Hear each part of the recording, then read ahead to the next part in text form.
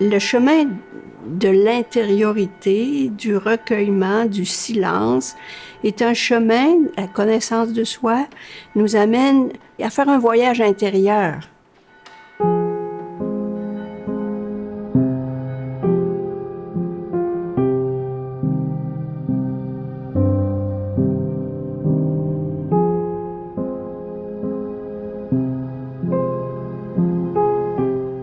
Je me souviens de la journée où, avec la supérieure générale, nous sommes venus ici annoncer aux religieuses que peut-être on n'allait pas terminer nos jours ici au monastère de Québec.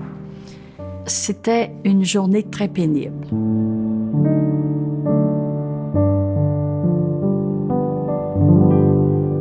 Alors, on est devant nos sœurs, on soupçonne l'ampleur de leur déracinement, l'ampleur des sacrifices qu'elles doivent faire en laissant un monastère qu'elles habitent depuis 380 ans quand même.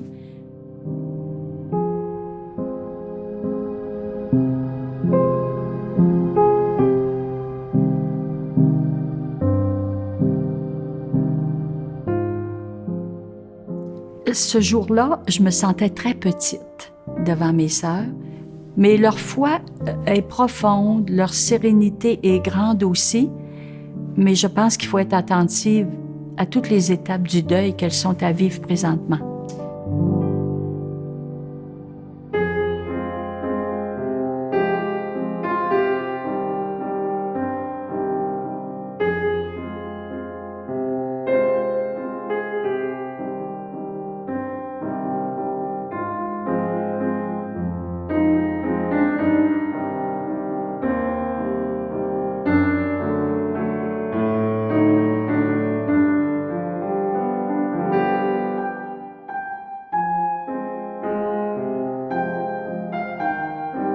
Ça va bien, mais c'est une très grosse adaptation. Ah oui, très, très grosse, à tout point de vue, au point de vue communautaire, puis au point de vue spirituel, je dirais aussi, parce que au vieux monastère, on était entouré de spiritualité.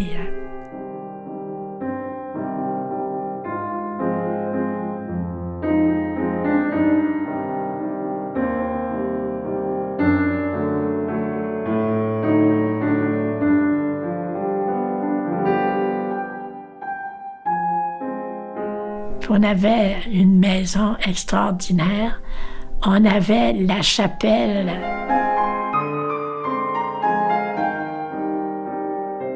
Ici, c'est une salle qui sert à bien des choses. Alors, je ne sais pas si vous avez vu la salle, mais...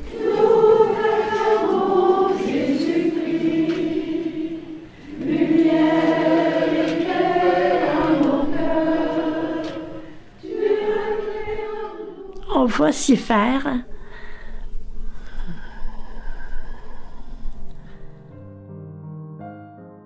Je sais que des fois, c'est lourd, mais j'essaie de regarder en avant. Comment ça va être plus beau? Comment il faudra que ça soit? Puis, je pense que c'est ça qui m'aide. Je ne sais pas qu'est-ce que demain va être fait. Mais si on avance un pas à la fois, ça sera ça.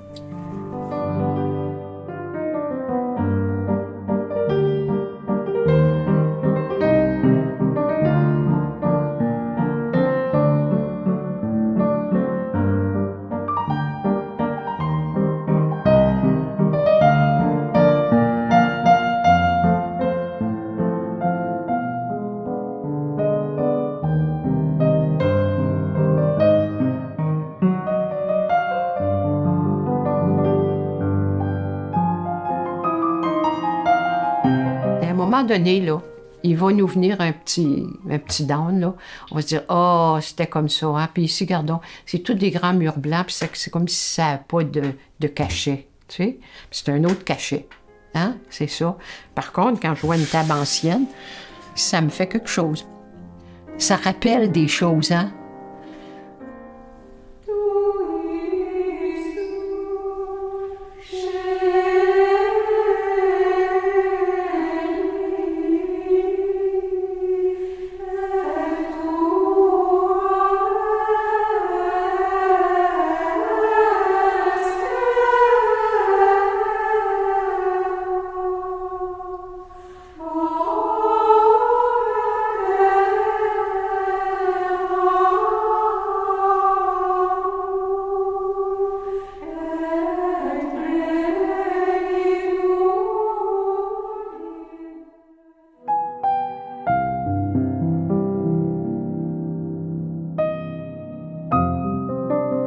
C'est mystérieux, je peux pas expliquer plus. C'est le mystère d'une vie, un peu comme deux conjoints qui se rencontrent. Puis pourquoi un est fasciné par l'autre, c'est pas toujours facile à expliquer.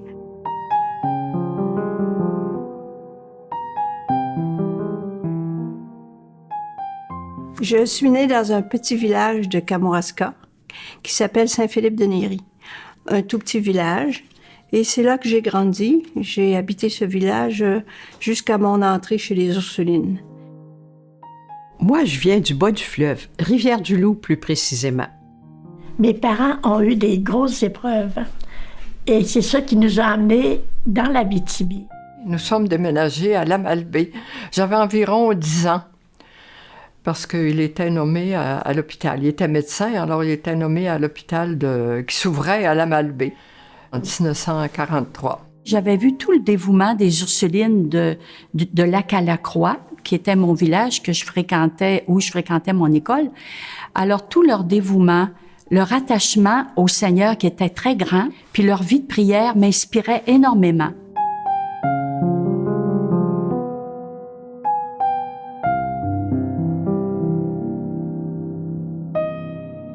Moi, je suis native de la région de Rimouski. Et c'est comme ça que j'ai connu les Ursulines à Rimouski. Nous avions une belle famille de 7 enfants et nous vivions avec nos grands-parents, notre grand-papa, notre grand-maman. Et parfois même un mononcle et une tante, mais c'était une grande famille. J'avais à peu près 12 ans. J'étais dans l'Abitibi. Et puis, une de mes tantes nous avait envoyé un paquet. Puis, le couvent des Ursulines était sur le journal. Ça avait été enveloppé dans un journal. Alors, moi, je savais pas lire, mais je voyais le couvent. Je connaissais pas le couvent non plus. J'ai dit à ma mère, pourquoi vous écririez pas à cette supérieure-là pour savoir s'il n'y aurait pas du travail pour la famille, pour qu'on sorte d'ici. Elle a écrit à la supérieure parce que tout était marqué, l'adresse. Au retour du courrier, la réponse était positive. C'était dit qu'on pourrait avoir du travail chez les Ursulines. C'était des travaux manuels que je faisais, mais je n'avais pas été à l'école du tout. Pas du tout, puis je suis pas allée non plus. On demeurait à Roberval, là, et puis pour m'en aller travailler au couvent, fallait que je fasse un bout de chemin. Et puis, je voyais les vitrines. Puis, je voyais les poteaux de téléphone avec des affiches dessus. Alors, c'est là que j'ai appris à écrire et à lire. Alors, c'est pour ça que mon langage est un peu difficile des fois. Et puis, mais maintenant, je peux lire tout ce que je peux. Puis, la vie m'a instruite aussi, hein. Chez nous, l'esprit de famille, dans ma famille naturelle, était très grand parce qu'on vivait dans une maison intergénérationnelle. Alors, il fallait tenir compte des grands-parents, des oncles qui étaient proches, les tantes. Alors, on était habitués de frayer avec beaucoup d'unité et d'harmonie. Alors, je retrouvais chez les Ursulines cet esprit de famille que j'avais connu chez moi, dans ma famille naturelle. Ma mère était une femme très généreuse, habituée, je vous dirais, au détachement et au sacrifice. Mais mon père disait toujours, je te respecte. Je respecte que tu veuilles entrer dans un couvent. Ça, c'est parfait. Mais je préférerais que tu rentres pas dans une communauté cloîtrée. J'ai réalisé longtemps après que ça a dû être un sacrifice pour mes parents, autant que ça l'a été pour moi de quitter la famille. Mais mon père a eu plus de difficultés à accepter mon départ. Peut-être parce que j'étais la première des filles, comme disait ma mère, et on était une famille nombreuse, puis que je devais apporter ma collaboration aussi dans la famille, la collaboration financière aussi, parce que je suis née d'une famille de fermiers. Alors, c'est une famille toute simple, pas très en moyens. Mais c'est pas ça. Lui, c'était le type de communauté qu'il voyait plus difficile d'accès. Les Ursulines, pour lui, mon père, c'était plus difficile d'accès. J'ai eu un encadrement pour étudier le mieux possible. On avait des heures d'études, on avait des cours réguliers, ce que j'avais pas connu beaucoup auparavant. Donc, mes notes sont venues meilleures, puis les sœurs, ils m'encourageaient, puis j'ai eu l'impression que je suis venue meilleure. Ben c'est pas rien d'être adolescente, puis de sentir tout à coup qu'on est meilleur, puis qu'on a plus de talent qu'on pensait. Et c'est petit à petit que j'ai dit, ben pourquoi ça serait pas ma vie à moi, comme religieuse? Moi, je sentais que les sœurs, c'était des femmes, même si elles étaient derrière des grilles, elles avaient l'air des femmes libres. Pas dans un carcan, mais libres. Mais ça m'attirait beaucoup aussi. Alors, c'était un peu ce qui a fait que les Ursulines, ça m'a intéressée, puis je me sentais comme appelée. Alors, à 16 ans, je suis entrée au noviciat. Ça fait 72 ans, j'ai 91 ans, là.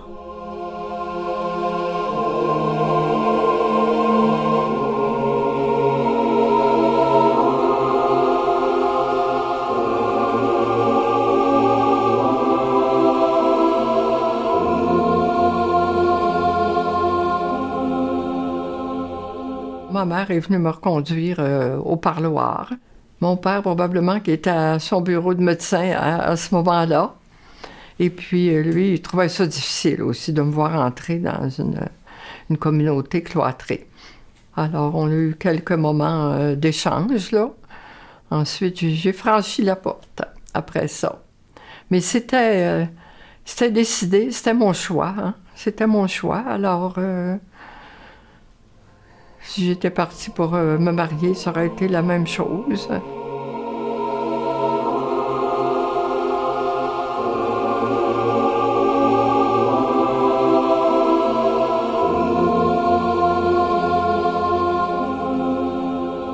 Quand je suis entrée, j'avais 20 ans, 21 ans, là, quand j'ai fait profession.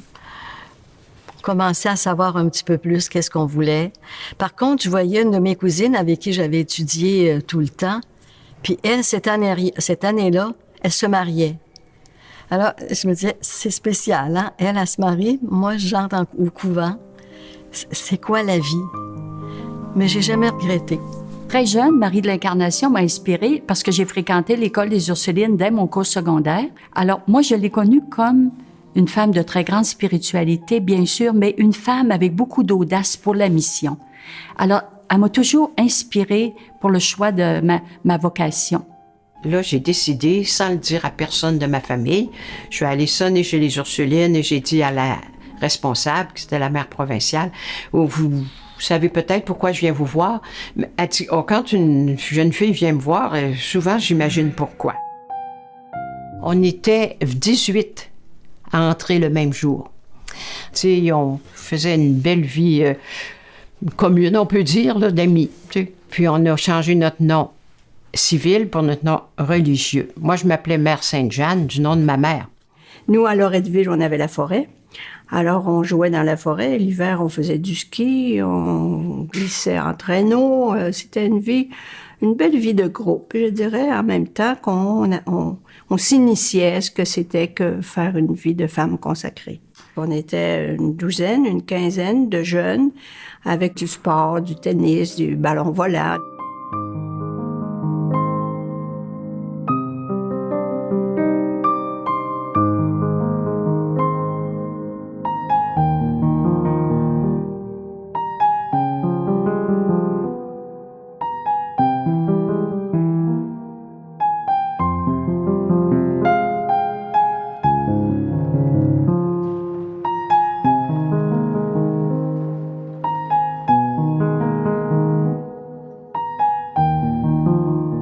Moi, ce qui me vient, là, c'est la liberté qu'on a eue dans la vie religieuse, qu'on a encore dans la vie religieuse. On dialogue beaucoup avec nos supérieurs par rapport à notre vécu, que ce soit physique, spirituel, psychologique ou autre. J'ai toujours senti beaucoup de liberté dans ce climat-là. C'est ça qui fait que moi, je suis heureuse dans ma vocation. Moi, j'ai toujours aimé ce que j'ai fait. Ça, c'est un cadeau que j'ai eu, hein. C'était la paix, hein. Puis j'étais jeune, surtout. Je suis entrée à 16 ans. J'étais à une école. C'est comme si j'avais été à une école de perfection. Bien sûr que ce sont des relations qui nous permettent de développer des amitiés. Évidemment, sur un groupe de 14-15, on n'a pas les affinités avec tout le monde, mais on développe avec toutes nos consoeurs une vie d'échange, une vie de partage. J'essaie de voir en chacune de mes sœurs qu'est-ce qu'elle m'apporte au lieu de quelles difficultés peuvent créer, par exemple. Si on s'arrête à chaque chose, là, qu'elle a fait du bruit avec sa chaise, puis elle, c'est avec ses talons, on n'en sortira jamais. Bon, c'est comme ça. Je pense que c'est ça notre vécu communautaire, d'être ensemble. Puis Sainte-Angèle, notre fondatrice, nous a tellement dit « Soyez unis les unes aux autres. Portez-les, respectez-les. » Alors, ça fait partie de notre spiritualité d'être attentive à l'autre. Ça fait partie de notre devoir dans le cœur, là, d'être proche de nos sœurs. Je suis entrée en 1964. C'est vrai qu'à ce moment-là, les Ursulines étaient cloîtrées. Mais il y avait tout le mouvement du Vatican II où le Concile demandait qu'on retourne à nos sources. Et pour les Ursulines, retourner à leurs sources, c'était revenir à Angèle Mérici, notre fondatrice italienne. Et revenir à notre fondatrice italienne, elle n'a pas fondé des Ursulines cloîtrées. Elle a développé chez les femmes une vie intérieure importante parce qu'elles ne vivaient pas dans un cloître. Elles vivaient dans leur famille tout en étant consacrées. Je suis arrivée à l'époque où on commençait à parler de enlever le cloître pour revenir à ce qu'était Sainte-Angèle, une femme consacrée à travers le monde. C'est sûr que mon cheminement spirituel, quand j'avais 20 ans, il a évolué avec les années. Il y a eu peut-être des périodes plus difficiles parce qu'il y a eu beaucoup de changements. Moi, quand je suis entrée en communauté, tout de suite, les changements ont commencé, là. Ça a été le concile, ça a été le changement de costume, le changement de nom, ainsi de suite.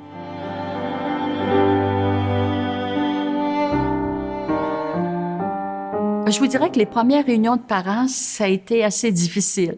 Parce que là, je me disais, voyez-vous, dans la salle, beaucoup de parents sont rassemblés. Il y a parmi ces gens-là des grands médecins, des juges, des avocats.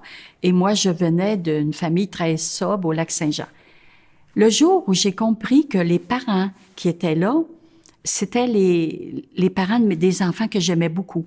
Alors, ils sont devenus pour moi avec les mêmes préoccupations du bien-être de leur enfant. Alors, à ce moment-là, il y a toute une dimension de hiérarchie, disons, qui s'est estompée. Et puis, à partir de là, j'ai été heureuse d'apporter ma collaboration, mais les parents m'ont beaucoup apporté aussi.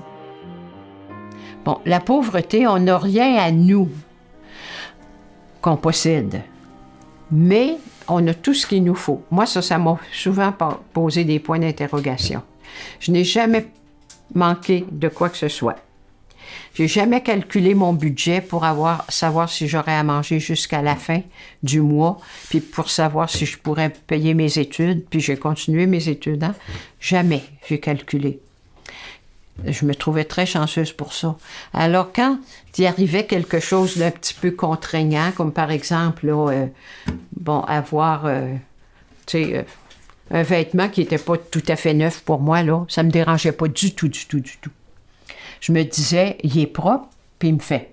Point. Alors, je trouve ça dommage dans un sens de ne pas avoir développé cette manière de penser qui est propre à tout le monde dans le monde. Hein? S'organiser avec un budget, puis prévoir tout ce qu'il nous faut. Mais c'est comme ça. Hein? Ce que j'ai trouvé difficile, le goût de l'amour. J'avais pas connu ça, moi. Et puis, ça vient à un moment donné, hein. Alors moi, ça, j'ai trouvé ça difficile. J'ai dit, le mariage ou la vie religieuse. Puis ça, il y a un choix à faire. Et puis le choix, moi, je l'ai fait. Et puis j'ai été très heureuse. Très heureuse. Si je décide d'aimer, nécessairement, je vais aimer avec mon être corporel, physique, et je vais avoir besoin de toucher, je vais avoir besoin de manifester mon affection, je vais avoir... Mais mes puissances d'aimer, même les puissances sexuelles d'aimer, ils vont être orientés, je vais les vivre, mais ils vont être orientés sous un autre mode. Mais ils vont s'exprimer autrement. Je peux pas les nier. Si je le fais, j'ai des problèmes. Hein? Il faut qu'ils trouvent leur chemin. Mais c'est par un autre chemin que celui que la plupart des gens vont utiliser, par exemple. Peut répondre un peu dans cette façon-là, parce que nos pulsions, on peut pas les éviter, mais on peut apprendre d'abord à les reconnaître, à les nommer, puis à les canaliser selon le désir qu'on a. Si j'avais eu une famille, j'aurais eu 7, 5, 6 enfants. Là, j'en ai eu plusieurs. Donc, il y a une place pour épanouir son instinct maternel, son besoin d'aimer. On a souvent dit la chasteté, ça veut dire pas de relation sexuelle, pas de maternité physique. C'est un aspect qui n'est pas le principal. La chasteté, quand elle est comprise dans son essence, c'est la liberté d'un cœur qui veut aimer de façon très large, sans être accaparant. C'est la liberté de l'amour gratuit, c'est ça, sans exclusivité, si je peux le dire comme ça. Ma mère m'a dit un jour, quand j'étais responsable des pensionnaires, j'avais 100 pensionnaires, ma mère m'avait dit, pour une fille qui a fait un vœu de chasteté, je trouve que tu as une grande famille, hein? J'ai pas eu vraiment beaucoup de doutes. J'ai rencontré des hommes, des gens aimables, mais je pense que ma vocation était bien fondée. J'aurais aimé avoir des enfants à moi, mais j'en ai combien? À chaque année, une 30, 50 à peu près, là. Puis ça change tout le temps, hein? Mais quand on revoit ces femmes-là après, là, on voit que ça a compté dans leur vie.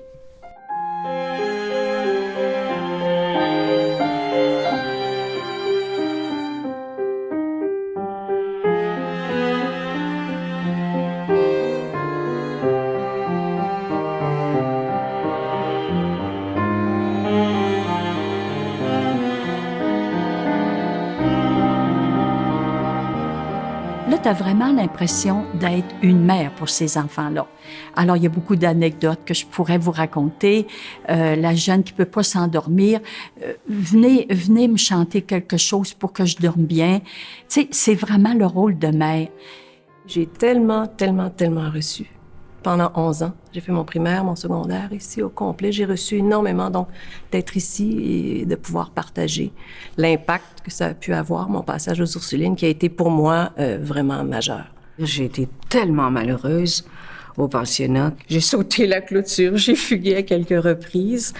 Et moi, dans mon temps, quand on fuguait, c'était la porte, hein, direct. Et moi, les Ursulines ont été vraiment pour moi des sortes de mères substituts.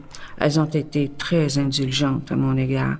Je pense que le sens de l'appartenance que les jeunes ont développé, je crois qu'elles étaient bien, puis qu'elles trouvaient chez nous une atmosphère maternelle, pas pour les materner, mais pour qu'elles s'épanouissent au meilleur d'elles-mêmes.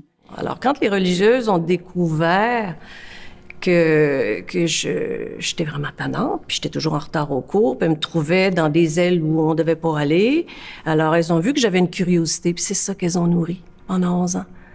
Pour essayer, même pas de dompter, pour accompagner, pour dire, OK, elle est curieuse, elle est tannante, on va y en donner. Des fois, on a des situations familiales qui peuvent être difficiles. Moi, ici, c'était facile. J'étais chez nous, c'était ma famille. Je me souviens d'une qui est venue me dire à un moment donné, « Je veux vous remercier, en tout cas, vous m'avez fait tellement bien. » Mais impossible de me rappeler à quel moment. C'est quoi? C'est un sourire, c'est un accueil, c'est une petite phrase qu'on leur a dite, un petit mot d'encouragement. Alors, parfois, on n'en a pas eu connaissance. Vous m'avez écouté. Vous m'avez écouté. Bien, je pense que quand on vieillit, on réalise qu'il y a des étapes importantes qui ont marqué notre vie, notre trajectoire, les choix qu'on a faits. Puis, depuis quelques années, je réalise que cette partie de côtoyer les Ursulines, le type de formation que j'ai eue, le type d'implication qu'elles m'ont permis aussi, a vraiment été quelque chose d'important pour la suite de ma vie. On nous communiquait des valeurs de générosité, de constance et à leur façon de rébellion contre l'inacceptable. Alors, c'est ce que m'ont apporté en gros les Ursulines. Tout le monde se respectait. Ça ne veut pas dire qu'on aimait tout le monde nécessairement, mais il y avait pas d'intimidation, ça n'existait pas. Ça n'avait pas sa place. Ça nous passait même pas à l'esprit. Puis, on se faisait pas dire quoi faire. On se faisait pas moraliser par les sœurs ou par les professeurs. Ça n'était pas là. Ça n'existait pas. C'était vraiment un milieu respectueux. Moi, ça m'est resté, ça.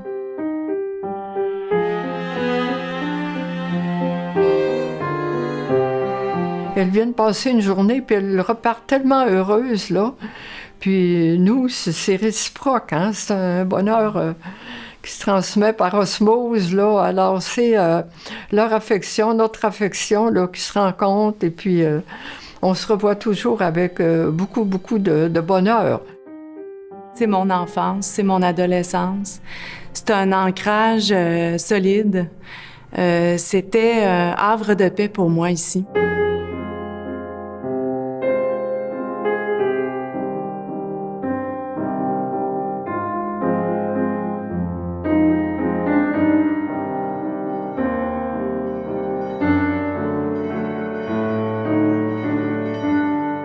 J'avais une situation familiale particulière. J'ai perdu ma mère très jeune. Puis les religieuses sont ont toujours voulu s'assurer que j'étais bien. On s'est jamais confié, mais sœur Louise me demandait toujours « Est-ce que ça va? » Mais c'était une question très large, très importante. Je pouvais dire oui.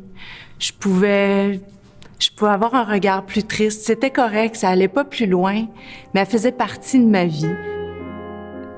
Ils ont vraiment une connexion avec leurs élèves, là. C'est pas juste, on fait pas juste passer dans leur vie. Il y a un attachement qui vraiment perdure, là. J'ai été cuisinière pendant 45 ans et puis j'ai eu du bonheur à faire la cuisine pour les enfants, mais j'ai eu du bonheur à servir. Il y avait évidemment les religieuses enseignantes, mais il y avait aussi à côté les religieuses qui s'occupaient de prendre soin de nous. Et on les appelait des matantes. C'était les sœurs converses. Et ça mérite d'être souligné aussi, la présence de ces femmes merveilleuses dont on appréciait tant la chaleur. Ma professeure de 6e année, sœur Suzanne, qui a été un ange pour moi, j'espère qu'elle le sait. Elles ont réussi à venir chercher chez moi ce qui pouvait m'intéresser et elles ont nourri ça pendant toutes ces années-là. C'est un cadeau incroyable que j'ai transmis à mes enfants et je suis toute émue encore d'être ici.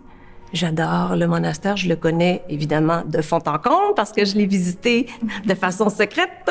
Je ne leur remercierai jamais assez. Je n'en reviens pas que à 70 ans, je m'installe juste en face de l'escalier de sauvetage par où je fuguais. On a grandi ici, sachant qu'on faisait partie de l'histoire de Québec.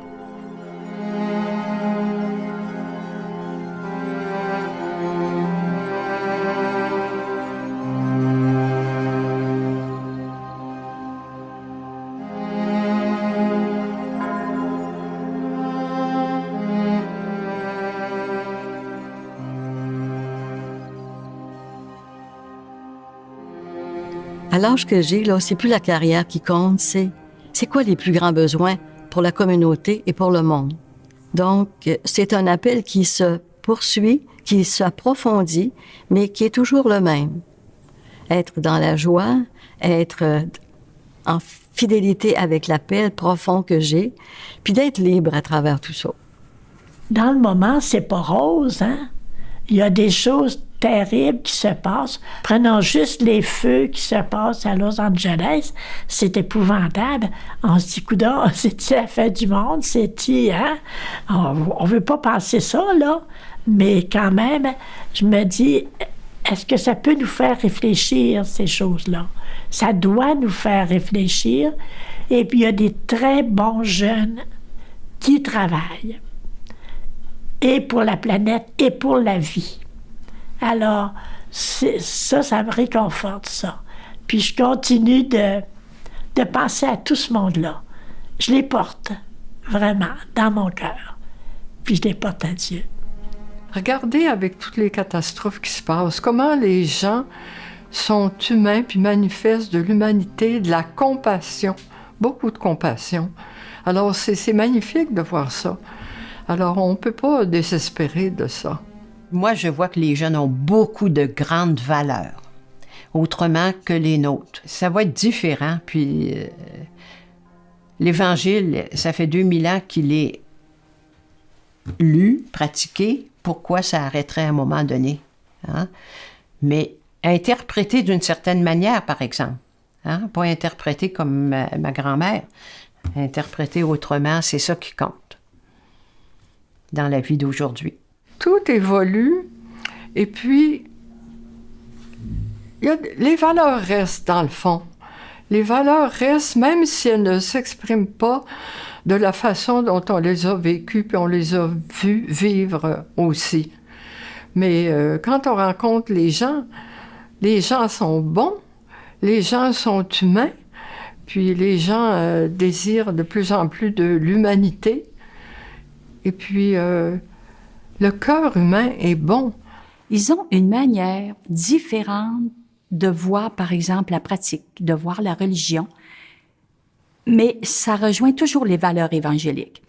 Par exemple, un neveu qui va me dire « Oh, moi, je vais pas nécessairement à la messe, mais quand il y a quelqu'un qui est mal pris, là, ben moi, je vais l'aider. » Alors, ça, c'est la plus belle valeur évangélique parce qu'on peut pas séparer l'amour de Dieu avec l'amour des gens qui sont autour de nous.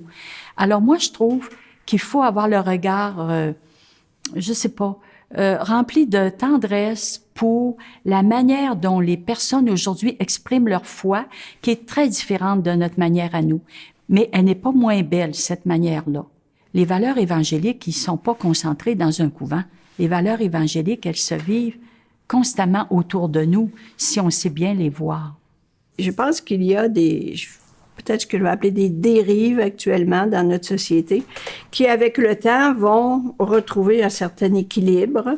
Je suis pas dans le désespoir, moi, je suis dans l'espérance que, à mesure qu'on va cheminer, qu'on va retrouver, mais en vivant d'une autre façon, les valeurs fondamentales qui font un monde meilleur. Un peu plus de capacité de philosopher. On a perdu la philosophie, hein? Mais actuellement, au lieu de répéter ce qu'on entend, on aura peut-être besoin de creuser sa pensée pour s'en faire une personnelle et avoir un jugement plus critique sur beaucoup d'aspects de ce que nous vivons actuellement. C'est qu'on va aller de plus en plus vers un retour, ce que j'appelle, moi, aux valeurs fondamentales de l'humanisme. Je ne vais même pas au christianisme, là, je vais juste à l'humanisme. Mais je sais très bien qu'on ne peut pas avoir un christianisme vrai si on n'a pas un humanisme vrai.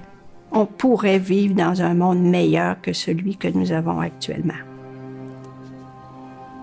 Pour moi, les communautés de femmes ont été extrêmement importantes dans notre devenir collectif au Québec. Elles ont été capables de se démarquer dans un monde qui reste profondément patriarcal. Il y a eu dans ma communauté des sœurs qui étaient, au niveau du féminisme, très avancées aussi, qui faisaient cheminer la communauté. Je sens qu'il y a de l'ouverture aussi par rapport aux prêtres. Le pape François va peut-être donner encore plus d'ouverture, mais je vous dirais que moi, je considère qu'il y a plusieurs formes de collaboration qu'on peut vivre dans l'Église. Il y a peut-être de nos sœurs qui ont enseigné à l'université, au cégep et tout ça, puis qui ont participé beaucoup au mouvement féministe, qui ont peut-être eu plus de difficultés, puis ont encore plus de difficultés à accepter que l'Église soit autant masculine. L'Église, elle fait partie de la société. Quelle est la place que font les gouvernants actuels à la femme? Quelle est la place? Ça fait combien d'années que les femmes ont droit de vote au Québec? Ça fait combien d'années qu'on a des femmes à l'Assemblée nationale? Ça fait combien d'années qu'on a des femmes au cabinet, les ministres? C'est très récent, vous savez, hein? Et ça, c'est la société civile, c'est le monde ordinaire, c'est vous et moi, qui sommes pas plus... Ce sont nos messieurs, hein, qui n'ont pas fait plus vite de place aux femmes. Regardez les compagnies, les conseils d'administration. On est obligé de faire des lois. Moi, j'assiste à certains conseils d'administration où on a dû faire des lois pour faire de la place aux femmes. Ça, c'est pas l'Église, là. C'est la société. Or, l'Église, elle est dans la société, puis elle est toujours un peu plus en retard que la société. Alors, vous avez votre réponse. La place des femmes dans l'Église, elle n'est pas encore faite, mais il y a beaucoup de femmes qui y travaillent. Actuellement, récemment, j'ai signé moi-même une lettre où on demandait que les femmes qui étaient allées au synode des jeunes aient pu voter alors que 2 religieux pouvaient voter. Et les sœurs ne pouvaient pas voter. Alors, on a réagi. Il y a beaucoup de femmes à l'heure actuelle qui le font, sans éclat peut-être, pas toujours obligées de faire des éclats, il y en a assez, hein? Alors, de faire un chemin pour que de plus en plus, il y ait des places pour les femmes au niveau des décisions. Et je pense que le pape actuel, il est ouvert à ça. Mais il y a une grosse machine à faire évoluer.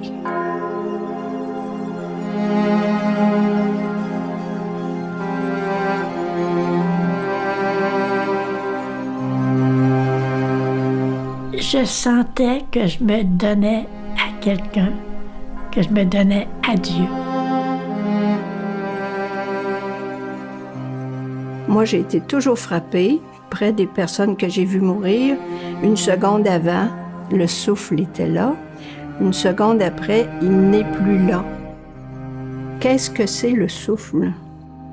Essayez de le saisir et vous aurez saisi Dieu.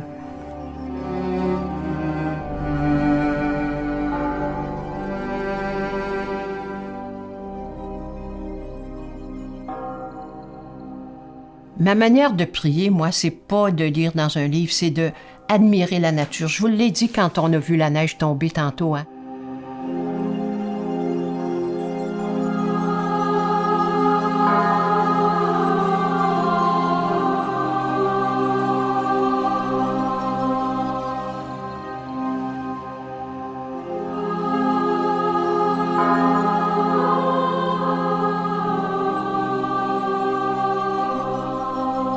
À chaque matin, quand on arrivait en classe, elle écrivait une phrase au tableau. Puis elle disait, ben là, je vous donne 10 minutes, 15 minutes pour commenter cette phrase. Je me souviens d'une, entre autres, comme ça, à titre d'exemple. Le paysage est un état d'âme.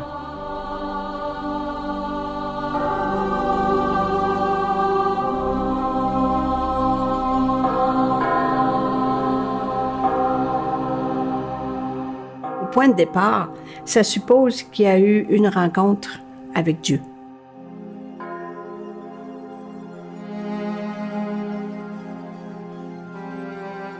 Et ce quelqu'un qui est là, c'est lui qui fait que j'ai le goût d'aller vers les autres. C'est lui qui fait que j'ai le goût d'aimer. C'est lui qui me donne l'attrait vers le beau, le désir du vrai, le désir du grand. Et c'est lui qui me donne ce goût de vivre toujours.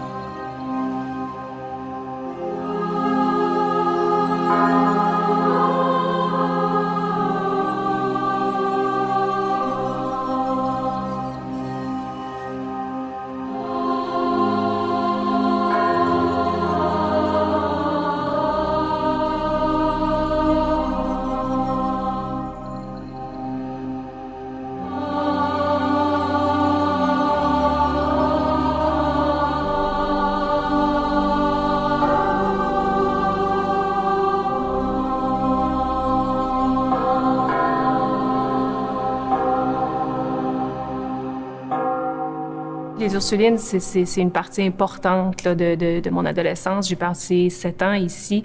C'est une histoire de cœur vraiment avec les Ursulines. Il y a un attachement qui vraiment perdure, là.